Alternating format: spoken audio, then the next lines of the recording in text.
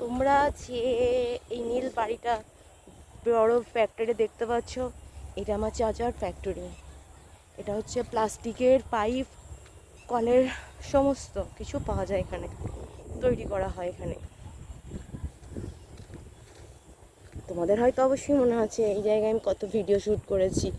সর্ষে ক্ষেত ছিল, তো এখন তিল ক্ষেত দেখতেই পাচ্ছ।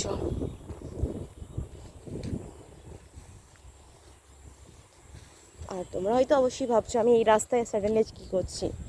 রেশন তুলতে গিয়েছিলাম, চাল, বুঝলেন বন্ধুরা।